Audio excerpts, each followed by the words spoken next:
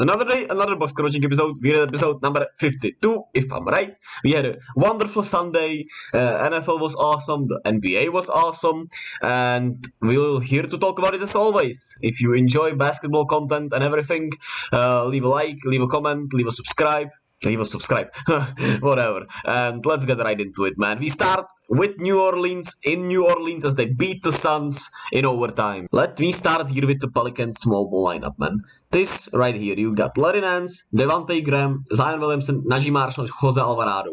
They've played 43 minutes together in 7 games, and they have 90 defensive rating and 137.5 offensive rating. They're 47.1 net rating plus, man, which is absolutely incredible. And the same goes for CJ when he's there instead of Graham, and Trey Murphy when he's there instead of Najee Marshall.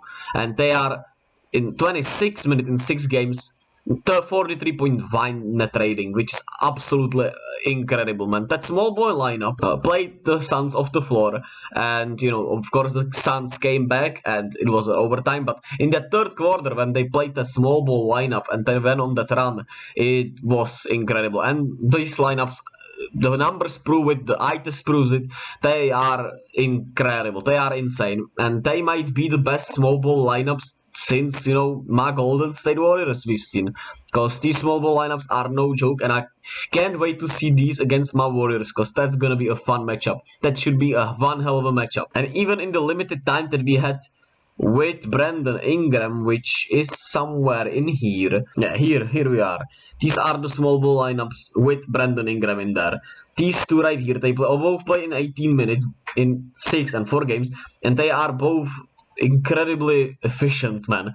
And you even got Herb Jones in there, who was out also and has been out lately, which, man, these lineups are incredible. And when they, the small ball lineups win championships, that is proven. You see it, and they got a great big in Jonas Valanciunas, and I'm not here to take anything away from him, but they just look so much better with these small ball lineups. But they can go big with Jonas Valanciunas also, which makes them that much more dangerous, and it's incredible to watch, man. And well, as I talked about these lineups, these guys were special. Zion, 42 minutes, 35 points, 8 rebounds, 3 assists, 1 steal.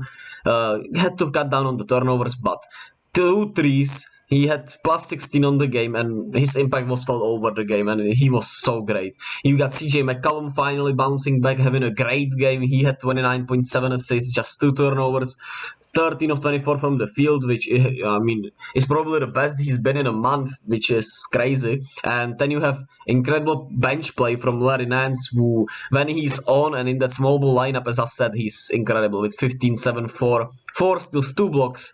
What a player, man. And Najee Marshall is efficient. He had 16, 5, and 5. You got Dyson Daniels, the rookie, being incredible on defense and playing some solid offense, also with 11 points and 8 assists. And you're still missing Brandon Ingram. You're still not having Herb Jones. And you're looking as great as you're looking against Phoenix. Of course, Devin Booker didn't play this game, but it's still one of the better teams in the Western Conference. As for the Phoenix Suns, well, they fought really well, and I really liked their bench contribution, and the starters were fine, and it was a back and forth game. And even though it felt like they were gonna get blown out in the third quarter against that small ball lineup, and Chris Paul couldn't stay on the floor against that lineup, man. They just ran him off the floor, and when he subbed out, they got back into it. He hit that game-tying shot that was one hell of a trouble, though, but he did hit it.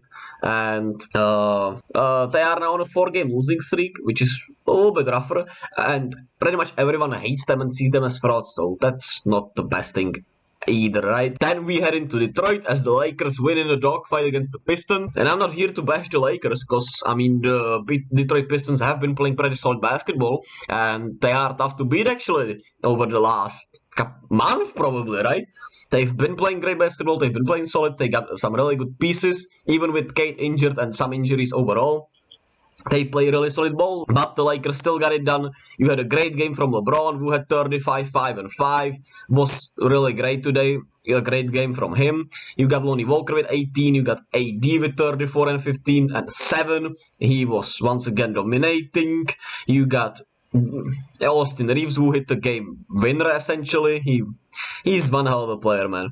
And everyone else played pretty bad. I mean, Dennis Schroeder was solid in his minutes, right? But nothing that great.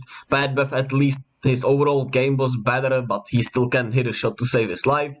And well, Russ, even though he started off the game pretty well, I feel like he was not as great as he's been. But they got the win in a tight game, in a back and forth game with these Pistons, who are resilient. They got Bojan Bogdanovic, who's incredible. He hit 6 threes, had 38 points, and he was hitting them like, man. You get Jalen Duren starting another game, and he was doing a fine job. I mean, he didn't hold AD to anything, special, but he was doing a fine job, I felt like, and he's getting more and more experience. He had 3 and 13 rebounds, which is solid. Jaden Ivey, even though he didn't shoot the ball efficiently, I still liked his approach to the game, and I mean, they all played around 20 minutes, everyone, right? Sadiq Bey, 14 points off the bench, one of his least efficient games off the bench. Alec Burks is still a certified bucket. Corey Joseph can play, right? A lot of solid pieces actually on this Detroit team, man. I hope Kate comes back soon, man. I want to see him play and, be healthy. Next, we had the New York, Madison Square Garden, as the Knicks get a great win over the Kings. And the Kings, without De'Aaron Fox, who is still out, get, destroyed in New York pretty much. The Knicks were in control for the whole game, it felt like. There were some surges from Sacramento when it could have gotten back to the game, but it was shut down by the Knicks every time, and Julius Randle was really great, especially in that first half. He had 27 points. I mean, RJ Barrett, I didn't like his play, even though he had 27, 9, and 6. His overall play was decent, but I still didn't like, the offense. It was ugly to watch, to be honest with you. Jalen Brunson at 18. The only thing that's holding back, the Knicks here, holding back. Both Jalen Brunson and Julius Randle didn't finish the game, and I didn't see any injury reports, so hopefully they're fine, but, well, who knows if they'll play the next game. Maybe they'll be out for a couple of games, which is not the nicest thing. But, I mean, everyone showed up for the Knicks pretty much. They played some really good basketball, and they got a huge win, man. And are over 500 now against these Kings. Without the Aaron Fox, as I said, they didn't match the energy of the Knicks early, and they were just fighting to get back into it, and they just couldn't, man. It happens. They've been playing really solid. They didn't get any bench production or help because nobody played great off the bench. Malik Monk was 3 of 15. Matthew Dellavedova had to play 30 minutes, which is not the best thing in 2022, and nobody else really played great, right?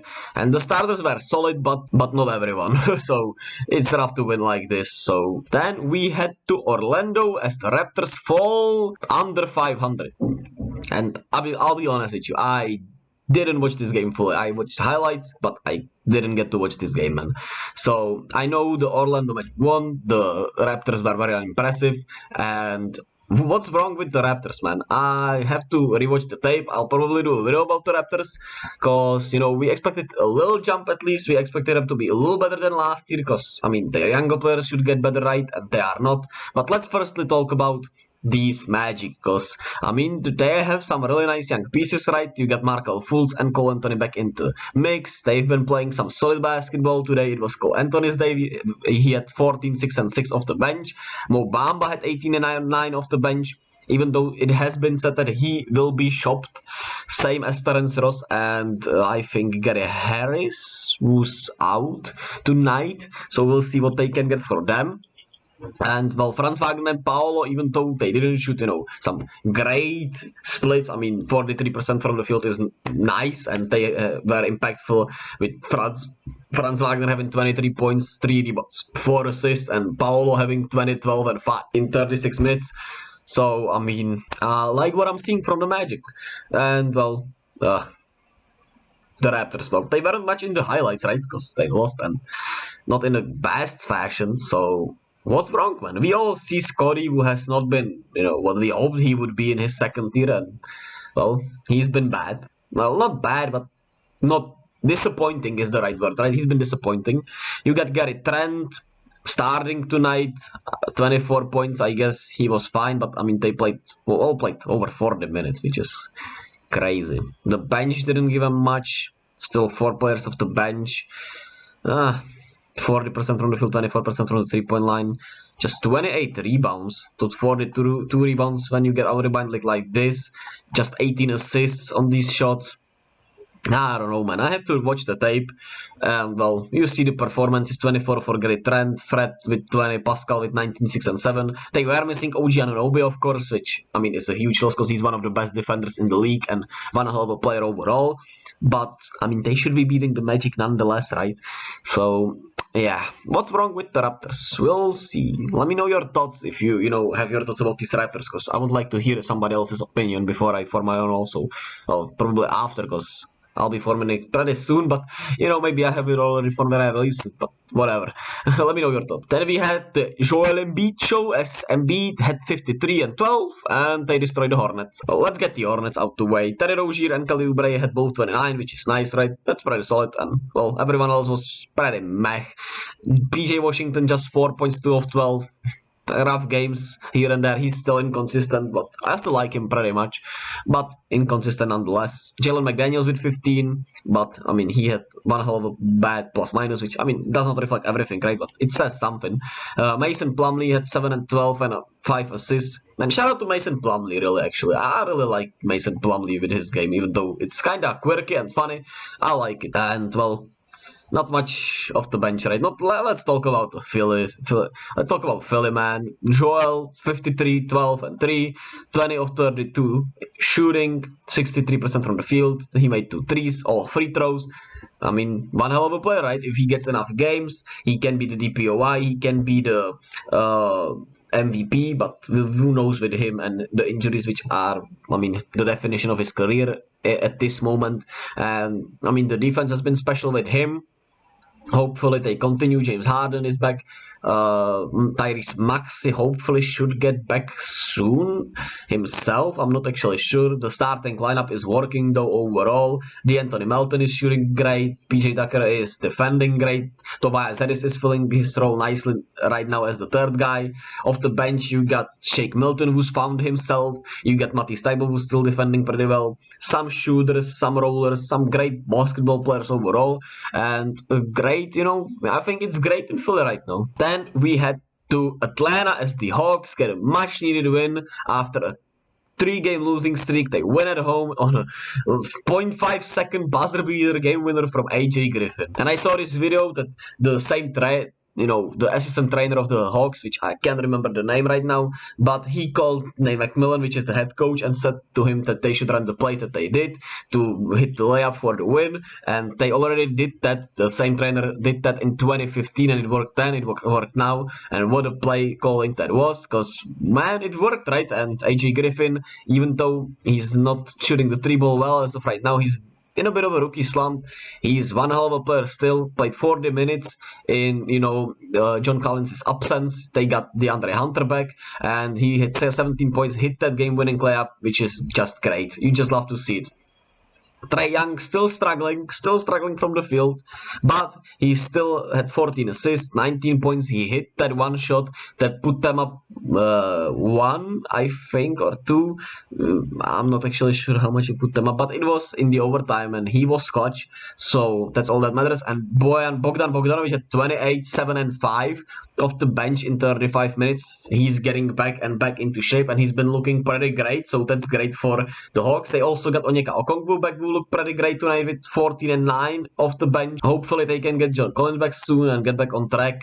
They need Trae to step up, obviously, but they get a much needed win before a road trip. I feel like they have a small road trip coming up. We'll see how they fare there. And a really rough loss for the Bulls, who were looking a little better overall during these last couple of games, and they just, this is a heartbreaking loss, right?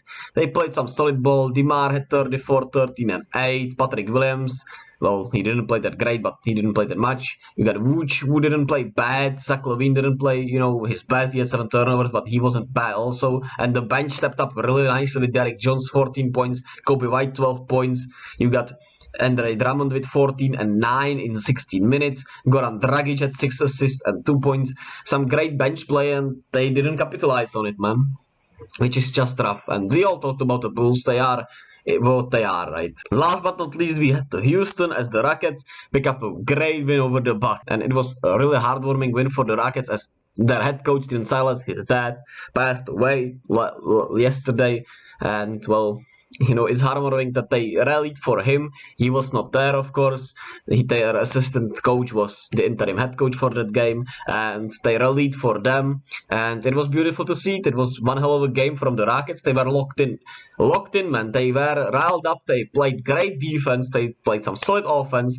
Jabari Smith did one hell of a job on Giannis, defending him, even though he didn't shoot well. The defense was sensational. He had 6 points, 10 rebounds, 2 assists, 3 steals, 1 block.